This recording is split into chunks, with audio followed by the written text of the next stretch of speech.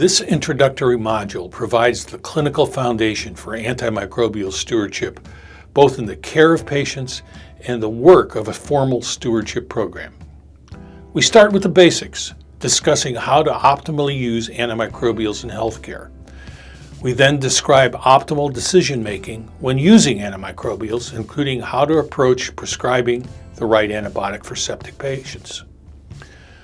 You will learn the basic concepts of pharmacology and antibacterial resistance most useful to frontline clinicians and those running antimicrobial stewardship programs. These fundamental concepts will be applied to common infections in Module 2 and we'll revisit them throughout the course.